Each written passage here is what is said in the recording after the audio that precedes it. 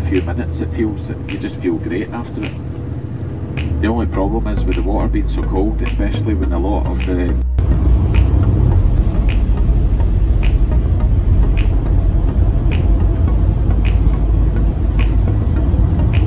thing you might notice in Scotland as well is like the duty won by sheep, because there's just over 11 million sheep in Scotland.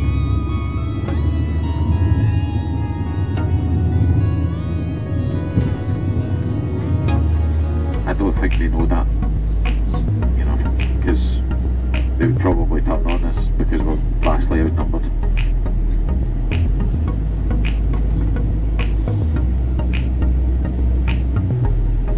As I say, this is Tyndrum up here, and the other thing that Tyndrum is actually known for is supposedly there is gold in the hills up here.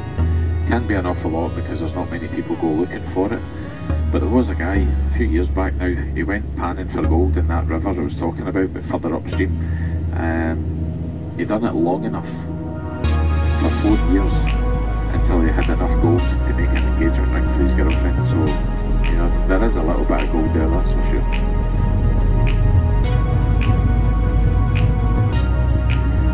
So as I say, if you've got anyone sitting next to you that's half asleep or falling asleep, you need to wake them up, because from here on up the scenery just gets much better now. And the official path for the West Highland Way is that path in front of those houses just there that cuts up to the right up the hill.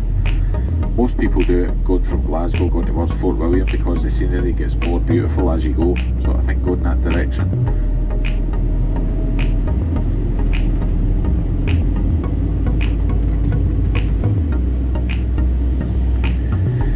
So I'm just going to play some music for you just now and let you enjoy the scenery. Hopefully the cloud isn't too much, you know, that you don't get to see a lot of it up here. Well, the first tune I'm going to play for you, the first thing that's going to come on, this tests to see if you've got any Scottish blood in your veins that you maybe don't know about, because if you have, this should make your hair stand on end.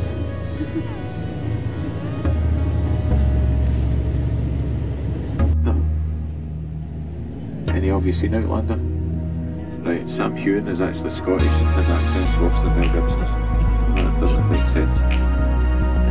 We have this thing in Scotland where any sort of Scottish heroes, any of the films that they make about them, they seem to use people who are not really suited. Or that, like for instance, we had Liam Neeson, who's an Irishman, he done Rob Roy. And as I say, you had Mel Gibson, who obviously was William Wallace. Some people actually believe they are one and the same, it's the same person, but obviously it isn't, because Braveheart was such a good film, you know, for like tourism industry and so on. A lot of people believe that that actually was William Wallace. And then when you go back to the 1980s, you've got the film Highlander. If anyone's ever seen Highlander, it was a decent film back in its day. You know, it's not aged very well, to be honest, but it was good back in the 1980s. And the soundtrack's really good if you like Queen, stuff like that. You know, the band Queen is really good. But the guy who played the main part, Christopher Lambert, is a Swiss diplomat's son who kind of had a bit of difficulty speaking English, never mind a Scottish accent. And in that very same film, they had one of the most iconic Scottish actors of all time, who was Sean Connery. But Sean Connery was a Spanish guy in that film, and there's a little memorial in a car park up at the corner up there. Of that, you'll see it as we drive round past there. Hopefully, anyway, you'll see it. You know, there's a guy who brings one of those sort of mobile snack van things up to that place, and it's a bit disrespectful because he parked anyone else so far, so you're doing well. But yeah, some of them are saltwater, some of them are sea inlets and so on.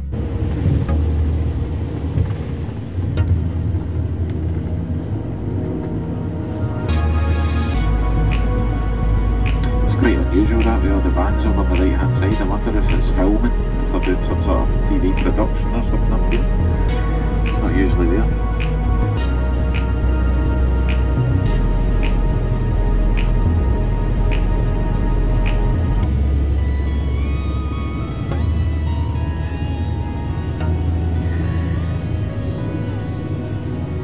Visibility's not great today, so you're going to have to just take my word for it, but there are huge mountains all around us, everywhere here.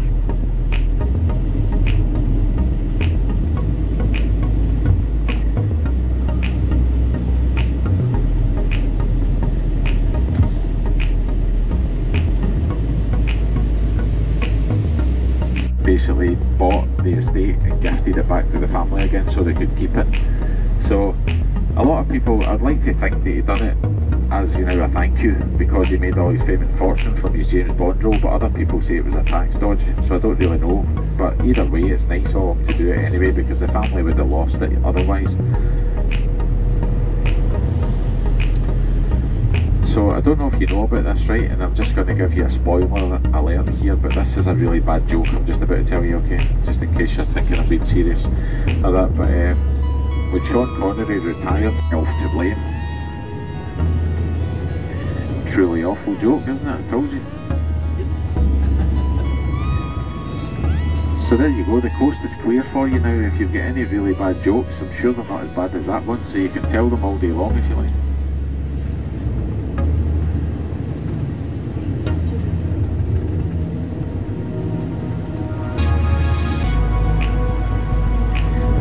So as I say, we're still on Rannoch Moor just now. Visibility's okay, but it's not brilliant to be honest with you. You know, you can see for miles and miles around here on a clear day. Away over the distance, as I say, everywhere as far as the eye can see is still Rannoch Moor. Just up ahead of us, just to the left of the road, is one of the largest mountains round about here, which is known as the Buckle or Buchail Etin Moor, to give it its full name. That's about 1,022 metres and it's a very difficult climb apparently.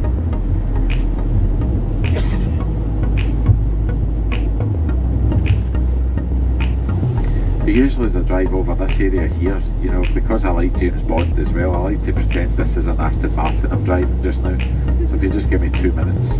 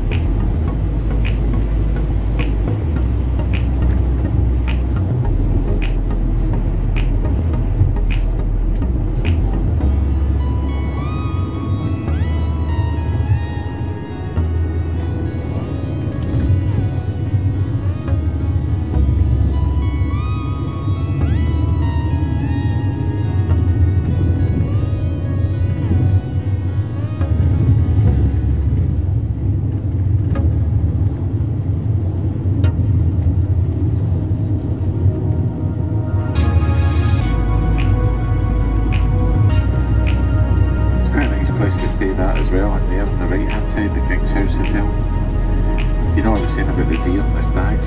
Sometimes you see a lot of them over that direction over there because you've got all the people walking on the West Highland Way just over round the back of the King's House Hotel there. And a lot of the animals are quite smart, you know, they know that people will feed them. Here that we're just about to cross, this is where in Skyfall, like the drone footage zooms back just from right here, heading this way we're going just now. And as I say, that's one of the largest mountains around this area, just to the left of the road. You can see a bit of it now. But the road just in front of that heads off to the left takes you down to Glencoe, and that's where Ian Fleming's family's estate is.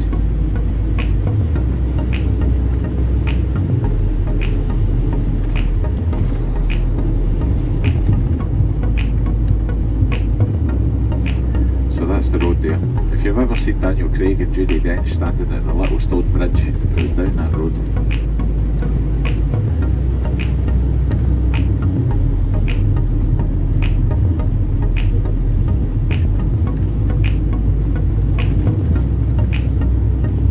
They guaranteed him protection, said that they would be safe because he had good intentions. So they told him to go down to Inverness, which is in the south. And he headed across to there, but by the time he got there it was the 6th of January. So he was told that everything was okay, but the king didn't see it that way. So basically what happened was he decided to tell the Campbells. It was the Campbells of Breadalbane, it says, but the Campbells, the main Campbell clan are at Urquhart Castle. That's the Duke of Argyll, he's the head of the Campbells. Or that. So the Campbells and also other names were with the Campbells, but they were like redcoats that were loyal to the English king. So they came up here in other places around the world where anyone has, you know, like roots in Scotland. you might hear them say, oh, never trust a Campbell, and that's what they're talking about, is because of what happened here up Glencoe. And there's a place that's quite similar to the Drovers Inn that you passed by earlier on up here called the Clackhagan, a little bit more modern, but they've still got a sign at the front desk and it says on it, no Campbells and no hawkers are welcome here, and they mean it. You know, like if your name's Campbell, you're not allowed in. That's the way they treat you. The other thing about it as well is a lot of the McDonald's on the anniversary date of the 13th of February, some of them come up here and plant new trees. The reason they do that is because they say that as long as trees grow in Glencoe, the Campbells will never be forgiven for what they've done. So even though it was hundreds of years ago in the Scottish Highlands, it's still pretty bitter between the two. And if you ever get any like sporting events where there's like a medal ceremony or a cup award at the end or anything like that, if one's a Campbell and one's a McDonald, they don't even look at each other usually. So as I was saying, because we've had a bit of rainfall at the moment, you should see a waterfall just in front of us. It might be just a trickle at the moment, yeah it is. And then just after the rocks on your left hand side there, just have a look there as well. You should see a waterfall just now, just in there. There you go. Through the winter months that gets really strong, you know, it's like almost coming, shooting off the rocks onto the road almost. And you've got the river down below us on the left hand side there, because there's no road, there's nothing up there at all, it's just you and the hills basically. So I'm going to make a wee stop just along here, just for about 10-15 minutes or so, where the coach.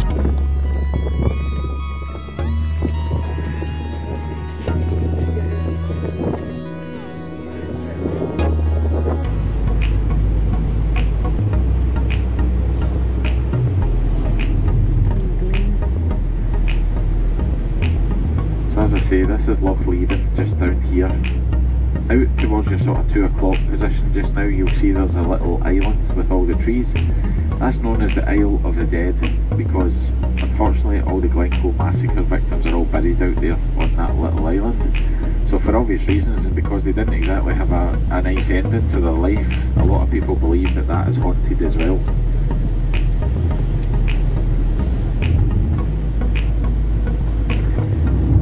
People are still very superstitious in the Highlands of Scotland, you know, and the reason that they believe that that is haunted is because they believe that the last person who was ever buried out there, they think that their soul still roams around on that island until someone else gets buried after them to allow them to go to the afterlife. But of course there won't be anybody else buried there anymore, because they have proper graveyards and things like that, so you know, they think that the last person buried there still haunts that island. Now, Ballahoolish is the village on the left. It's known for its slate for retirement. So usually that's something like, you know, like it used to be things like a carriage clock or a watch, a gold watch maybe, that would have an inscription at the back of it, you know, for the time that you worked there or something like that. Well, you should, even though it's a bit cloudy today, you should still have really good views as we cross over this bridge here if you look to your left and right. Slow down a little bit for you when we're cutting across here. So all the way up to the bridge is Loch Leven, and then from the bridge onwards, heading right round towards Oban on your left hand side, you know, if you were heading out on the Oban tour, and also all the way up towards Fort William. This is Loch Linney that's out here. Now this is the same body of water, but it changes name now and it's Loch Linney out here on your left hand side. As I say, even on a beautiful day, a lot of the time you get a lot of mist this way, because that eventually heads out towards the sea. You know, like if you were to go round towards Oban, round to the left, we're heading up further north towards round to the right hand side. So here's something that no other tour guide for any company, even someone that does this every day, would tell you about Loch Linney. And I only know this because my wife told me. And basically what it is Loch Linney out there is spelled L-I-N-N-H-E, right? But people in Scotland, usually their nickname is usually your own name with an A at the end of it. You know, that's what everybody usually calls you. So like with me being Stephen, everybody calls me Stevie instead of Steve for short, so you get called Stevie, right? So my wife is called Lynn, So you can tell what everybody calls her. Everybody calls her Linny all the time. So what she told me, and I'm not going to argue with her about this, is that Loch Linny out there is named after her because it's beautiful. So, like I said, no other tour guide will ever tell you that, you know.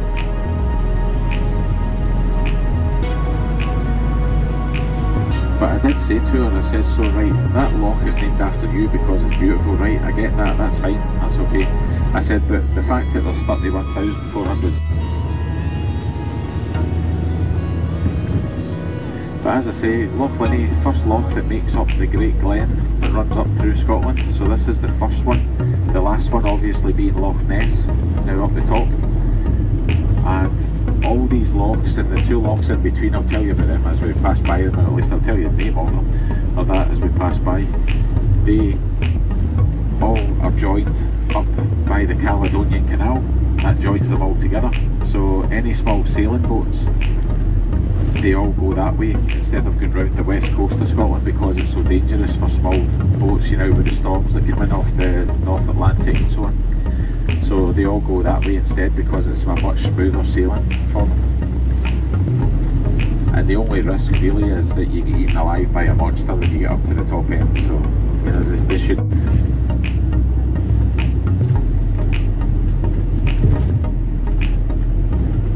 I actually had, there was two wee women on a tour. This was a long time ago when I'd not long started the job and you're learning all these different things and you're talking about them. And they were from Govan in Glasgow. And I got that the wrong way around and they didn't really speak to me much the rest of the day. Because I think they thought I was calling them monsters. It's like, oops, sorry.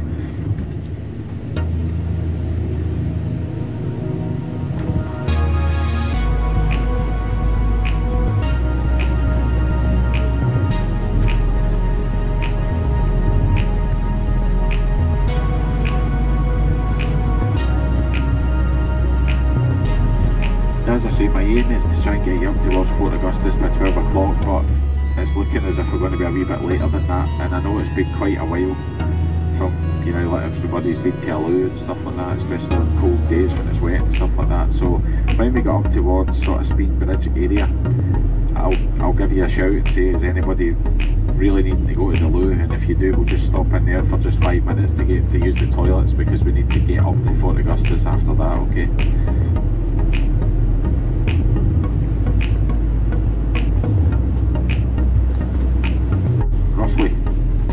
So if you remember, he was in a film where I think he was got an award for this as well. He was like a servant to the Queen in Mrs. Brown.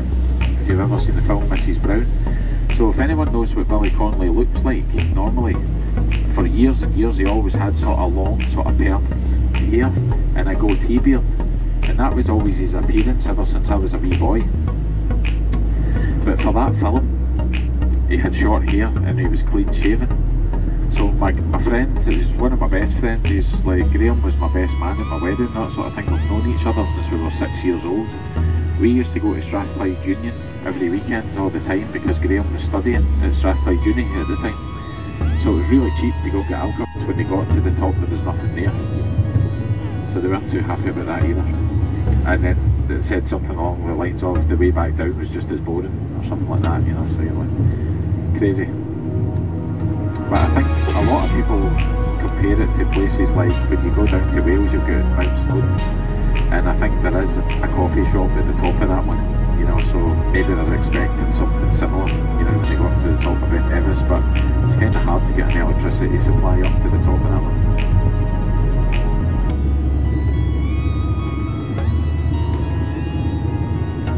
So it's 1,345 metres to the top of that one. Now, if you remember I was saying about the other national park in Scotland, the Cairngorms National Park, there's Cairngorm Mountain is in that one. I've been to the top of that one as well, and it's the views are amazing.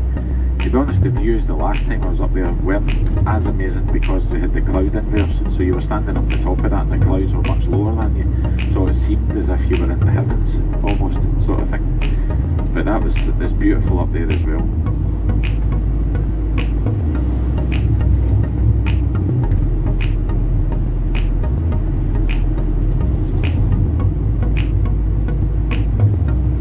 Years ago, my mum and dad took myself and my wee sister, you know, we say wee, I mean little, alright, so my wee sister, or that, she's about 9 years younger than me, so she was about 4 at the time, and we went up to the top of the Cairngorm Mountains, and I've got reindeers up there sometimes, especially through the winter months, and she asked my mum and dad if she could have an apple turnover. So she got this apple turnover because they thought, oh, she must be hungry.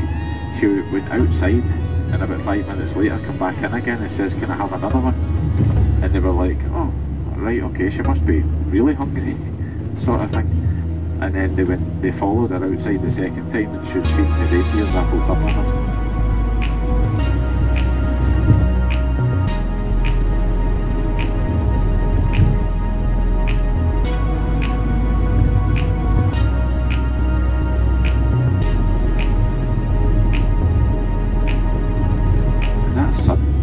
Up ahead, it's almost as if it's a little bit sunny up there.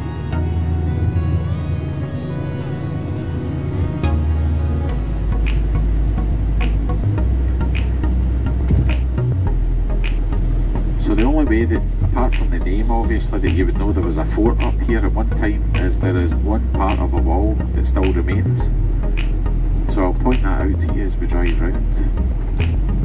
The other thing as well up here is from Fort William train station. For those of you that like Harry Potter again, or that, this is where you would get the Hogwarts Express train, you know, that would take you over the Glenfinnan Viaduct. It's about 15 miles west of here.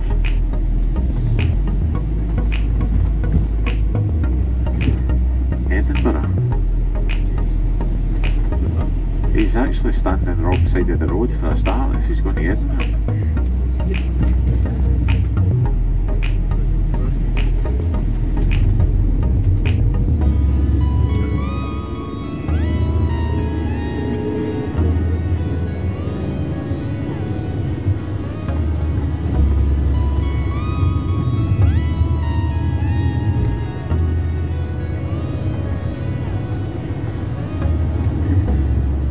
Say that's a little town of Fort William just in on the right hand side there.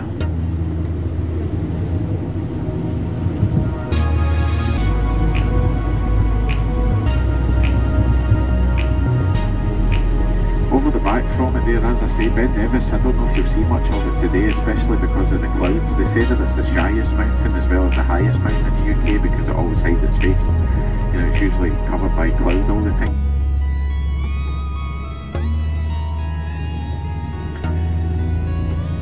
So if you look straight ahead of us right now, just at the other side of the grass there, that is the last standing wall of what was Fort William up here. As I say, that's the train station where you get Hogwarts train. It's actually called the Jacobite Express, not the Hogwarts Express, that's its real name.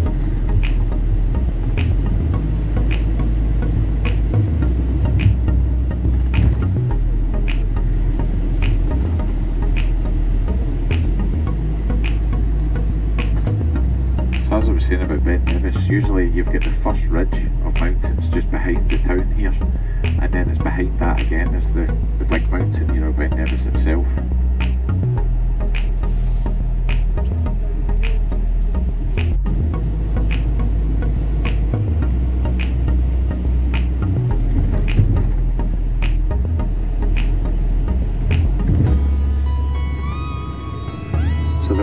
Grey walk that I was talking about from Glasgow up to here, the official marker for the end of it is just over on the right hand side there, just where the cars are coming out of.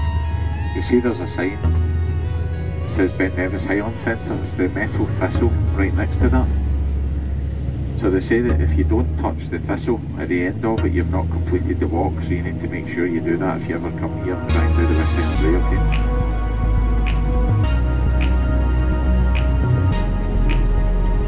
The last thing you'd ever want to hear after doing 95, 96 miles, you know, from anyone would be, did you touch the sign? No, you've not done it then.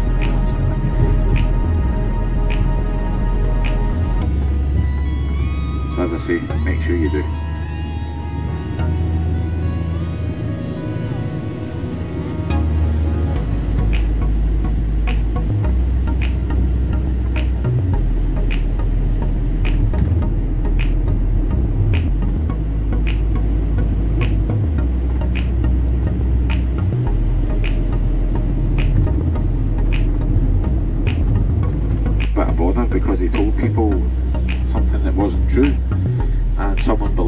did tell them he was joking about it. So this is definitely a joke, you know, this thing that he told them. But what he said was, someone asked him what the pipes were for, coming down the hill there. And he said, well, he said, you know, you always get like a hot and a cold tap in your kitchen, in your house. Well, he told them that these houses on the right hand side here, they also have an extra tap in the kitchen, and that is the feed that gives you hot porridge into your kitchen directly from up the hill. So that was what he said those pipes were for. But he didn't tell them he was only joking, and someone was back home and told all their friends about it.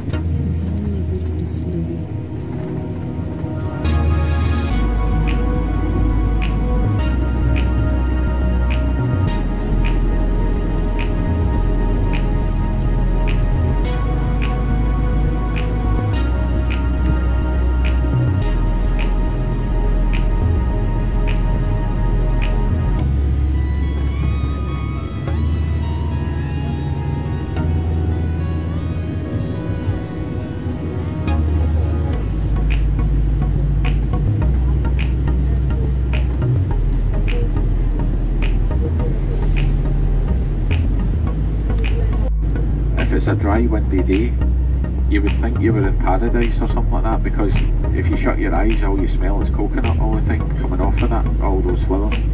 It smells exactly the same.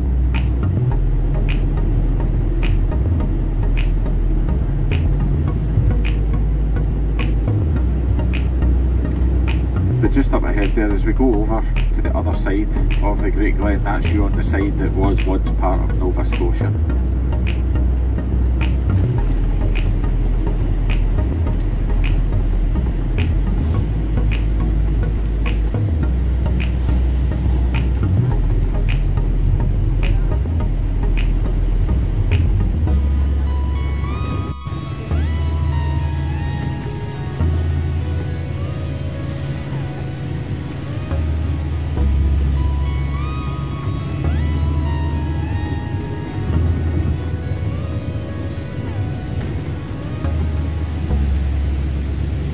Right hand side, this is the only loch that I've not told you about so far today. That one is spelled O-I-C-H, so I'll let you try and see it. Usually if you're in a restaurant or something like that,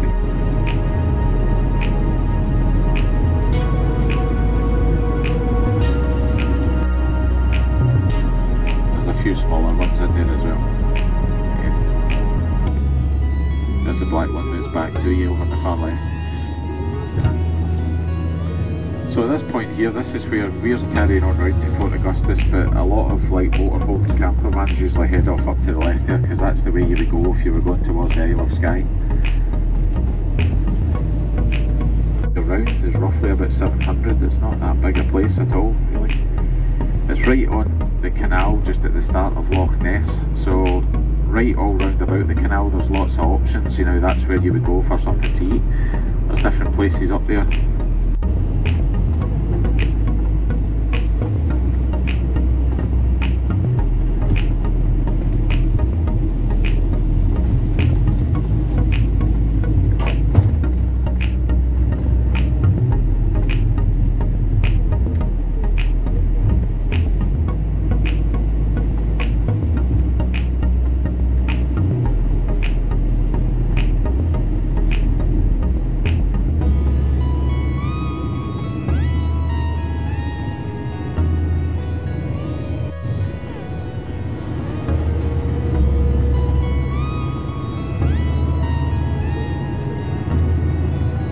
Fort Augustus was another sort of settlement, same idea as Fort William, you know, with one of the forts here named after Augustus, the butcher at Cumberland. They had General Wade from back in those days as well. He wanted to convert this whole town up here and call it Wadesborough, but it never really happened because of all the fighting and so on. And it was just left as Fort Augustus ever since, really. As I say, when you go up here, the population's not that big, quite a lot of options for food though, considering it's quite small. And what we'll do is, what time is it just now? 12:15, so we'll be up here until 1:45 on that, okay? In fact, sorry, no, just make it 2 o'clock on that.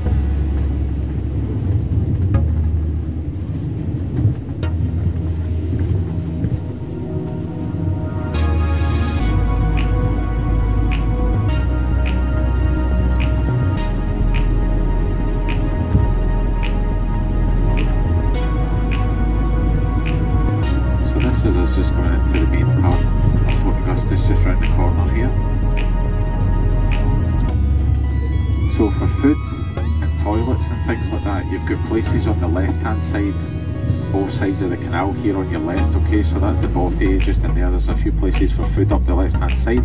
Anybody want to walk down to Loch Ness, down to the edge, go down this side of the canal there on your right and just head down that side, okay. There's toilets in the canal centre just there, just on your left.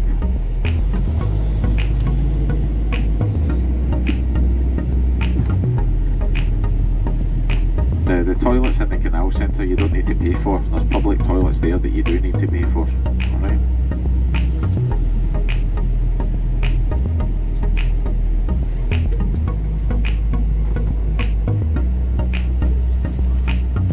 Quite busy. Might have noticed the playing fields over on the left hand side there just we drove past as well. The goal posts that are there are for shinty. Just in case you're wondering what sport it is they play, because they're quite narrow but very high. Shinty's kind of like hockey, except you're allowed to like swing the stick always, and it's quite, you know, like rough, dangerous.